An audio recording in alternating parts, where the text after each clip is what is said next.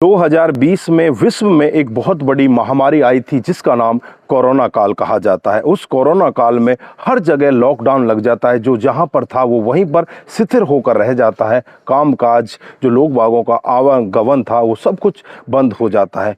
यहाँ पर एक फौजी जो छुट्टी लेकर अपने घर पर आता है और छुट्टी के बाद वो ड्यूटी पर नहीं जा पाता और अपने घर पर ही रहता है, क्योंकि हर जगह बंद होता है, हर जगह लॉकडाउन लगा होता है।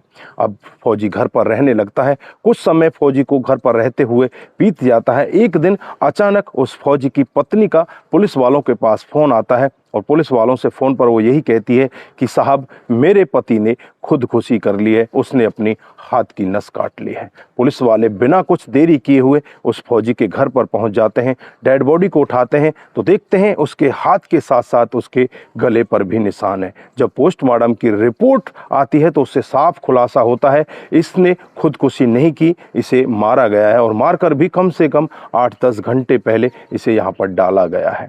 उसके बाद जब पुलिस पूरी जांच पड़ताल करती है तो एक ऐसा खुलासा वहां पर देखने को मिलता है जिसे सुनकर हर कोई व्यक्ति दंग हो जाता है। आखिरकार एक पत्नी ऐसी भी हो सकती है। दोस्तों, अगर आप भी पूरा मामला सुनेंगे तो एक बार के लिए आप भी सोचने के लिए मजबूर हो सकते हैं। आइए दोस्तों, जानते हैं पूरा मामला क्या था। नमस्कार, जय हिंद। आप देख रहे हैं APH न्यूज़ राहुल रावत के साथ। तो दोस्तों, आज की जो हकीकत की घटना आपको बताने जा रहा हूं, उत्तराखंड के देहरादून के विकास नगर थाना क्षेत्र के एक एरिया पड़ता है आदर्श नगर, वार्ड नंबर 2 की ये हकीकत की घटना है। 12 नवंबर 2020 का वाकया होता है। शाम को 5 बजे होते हैं जब पुलिस वालों के पास एक फ़ोन आता है और फ़ोन में यही कहा जाता है कि मेरे पति ने आत्महत्या कर ली है, आप मेरे घर पर आ जाइए। और इस घर का रुख करती है तो घर पर जाकर देखा जाता है बाथरूम के अंदर एक डेड बॉडी पड़ी हुई है।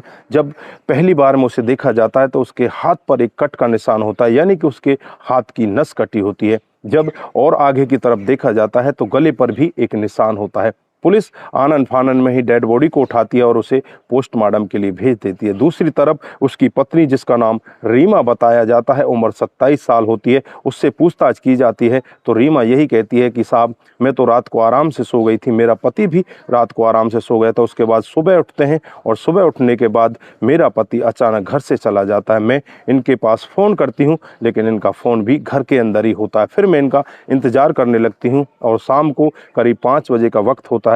जब मुझे लगता है कि तुझे फ्रेश होने जाना चाहिए, मैं बाथरूम के अंदर जाती हूं और जब मैं बाथरूम के अंदर का नज़ारा देखती हूं तो मेरी आंखें फटी की फटी रह जाती हैं। अब पुलिस वाले भी उसकी बात को उस टाइम तो मान लेते हैं, लेकिन पुलिस वालों को यकीन नहीं होता कि ऐसा भी घर के अंदर हो सकता है कि घर के अंदर कोई और तो आया नहीं, घर का दरवाज़ा बाहर से बंद था, लेकिन इसके घर में ऐसा हुआ कैसे। उसके बाद पुलिस पोस्टमार्टम की रिपोर्ट का इंतजार करती है तो पोस्टमार्टम की रिपोर्ट से साफ खुलासा होता है कि इसको 10 घंटे पहले ही मारा गया है। इसने आत्महत्या नहीं की गई, इसे तो मारा गया है। उसके बाद पुलिस का जो शक होता है सबसे पहले पत्नी के ऊपर जाता है। फिर एकदम से उसकी पत्नी के घर का रुख किया जाता है और वहाँ से सीमा को अपनी गिरफ्तारी में लिया जाता है और उससे जब पूछताछ की जाती है तो एक ऐसा चौंकाने वाला खुलासा वहां पर दिखाई देता है जिसे सुनकर हर कोई व्यक्ति दंग हो जाता है। सीमा बताती है कि साहब, साल 2015 में मेरी शादी राकेश फौजी से हो जाती है जिसकी ड्यूटी जम्मू में होती है और धीरे ऐसे ही टाइम बीतता रहता है और मेरा पति काफ़ी दिनों में, 6 महीने में, कभी 7 महीने में, कभी 1 साल में मेरे घर पर आया करता है। लेकिन कुछ दिन का समय तो मैं ऐसे ही बिता लेती हूँ, लेकिन कुछ दिन के बाद मुझे जो तन्हाइयाँ होती हैं, अकेलापन होता है, वो टसने लगता है। मुझे लगता है कि क्यों ना कुछ काम और किया जाए। फिर मैं एक जिम में जाने लगती हूं और जिम में जाकर एक जिम का ट्रेनर होता है जिसका नाम होता है शिवम, उसके साथ बातचीत करने लगती हूँ। वो मुझे अच्छे से ट्रेनिंग दिया करता है। जब वो मेरे शरीर को टच करता है तो मुझे ऐसा लगता है कि जैसे ये ही मेरे लिए बना है या मैं ही इसके लिए बनी हूँ। उसके बाद धीरे धीरे ऐसे ही समय बीतता है और एक दिन ऐसा भी आ जाता है जब ये रीमा उस शिवम को अपने दिल की बात बता देती है। इधर शिवम भी उसके प्यार में तैयार हो जाता है, उसके साथ इसी तरह से संबंधों में रहने लगता है जैसे कि पति पत्नी रहते हैं। धीरे धीरे ऐसे ही समय बीतता रहता है और समय बीतते बीतते साल 2020 आ जाता है।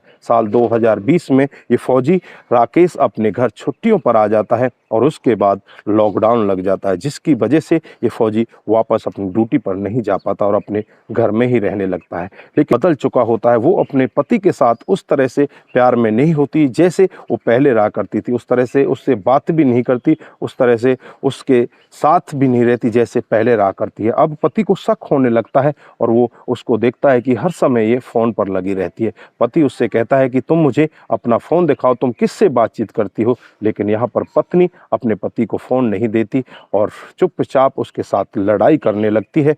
इधर दोनों की लड़ाई काफ़ी ज़्यादा बढ़ जाती है। अब जो पत्नी होती है रीमा, उसे लगने लगता है कि अब मेरा पति इस मेरे बॉयफ्रेंड से मुझे मिलने नहीं देगा, अब मैं क्या करूं। इधर बॉयफ्रेंड भी तड़फने लगता है, इधर ये पत्नी भी तड़फने लगती है। दोनों की तड़फ इस तरह से आगे बढ़ जाती है। दोनों मिलकर एक दिन फ़ोन पर एक ऐसा निर्णय लेते हैं जो कि उन्होंने बहुत गलत निर्णय लिया था। दोनों मिलकर कहते हैं कि क्यों ना इस फौजी को रास्ते से हटा दिया जाए। उसके लिए जो बॉयफ्रेंड होता है शिवम बाजार में जाता है और बाजार से एक तेज़धार हथियार खरीद कर ले आता है और उसे इसके घर पर लाकर रख देता है। उसके बाद अब इंतजार होता है एक सही समय का। 11 नवंबर 2020 का वाक़या होता है। रात को करीब 11 बजे होते हैं। जैसे पहुंच जाता है और चुपचाप उनकी किचन में जाकर छुप जाता है। इधर जो पत्नी रीमा होती है उसे पता चल जाता है और पता चलने के बाद वो अपने पति के साथ लड़ाई करने लगती है, उसके साथ बहुत ज़्यादा खींचतानी करने लगते हैं। इधर जो पति होता है कमरे से निकलकर बाहर की तरफ जाने लगता है और जो शिवम होता है वो उसका इंतजार कर रहा होता है। पीछे से दोनों हाथों को कसकर पकड़ लेता है और जो पत्नी होती है रीमा, वो तुरंत ही वहां पर जो तेजधार हथियार रखा था उन्होंने उस हथियार को उठाती है और उसकी गर्दन पर चला देती है। पति को कुछ समझ में आए उससे पहले ही उसे तड़पा तड़पा कर मौत के घाट उतार दिया जाता है। उसके बाद प्लान के तहत ही ये दोनों उस डेड बॉडी को उठाते हैं और उसे बाथरूम के अंदर ले जाते हैं। फिर इसके हाथ की नस काटी जाती है कि जिससे किसी को पता ना चल सके कि इसने आत्महत्या की है या किसी ने इसको मारकर यहाँ डाला है। उसके बाद जो राकेश होता उसके बाद जो रीमा होती है अपने बॉयफ्रेंड शिवम को लेकर एक कमरे के अंदर चली जाती है और पूरी रात उसके साथ बिताती है। और सुबह के जब 5 बजते हैं ये शिवम वहां से निकलकर अपनी जिम में चला जाता है। अब जो पत्नी होती है पूरे दिन इंतजार करती है और शाम को 5 बजे के करीब पुलिस को फ़ोन करती है और पुलिस को बताती है कि मेरे पति ने आत्महत्या कर ली। जब पुलिस वहां पर पहुंचती है उसके बाद जब पोस्टमार्टम की रिपोर्ट से खुलासा होता है तब जाकर इस पत्नी को गिरफ्तार किया जाता है, तब जाकर इतने बड़े कांड का भंडाफोड़ होता है। दोस्तों फिलहाल पुलिस ने इन दोनों को गिरफ्तार कर लिया, इनके खिलाफ तमाम धाराएं लगा दी हैं और इन दोनों को जेल के अंदर भेज दिया है। यहाँ पर सोचने वाली बात कि एक पत्नी अपने पति के पीछे किस तरह के गुलछर्रे उड़ाती है। पति देश की सेवा के लिए सीमा पर तैनात होता है और पत्नी यहाँ पर इस तरह के गुलछर्रे उड़ा रही होती है। दोस्तों इस घटनाक्रम पर आप क्या कहना चाहते हैं? दोस्तों इस घटनाक्रम को सुनाने का उद्देश्य सिर्फ आपको जागरूक करना है, आपको बताना है कि हमारे समाज में इस तरह की घटनाएं भी हो रही हैं। दोस्तों आज के लिए बस इतना ही, फिर मिलते हैं किसी नए मोड के साथ। तब तक के लिए आप अपना ख्याल रखें, अपने परिवार का ख्याल रखें, सतर्क रहें, सावधान रहें और ऐसे क्राइम को अपने आसपास ना होने दें। नमस्कार, जय हिंद।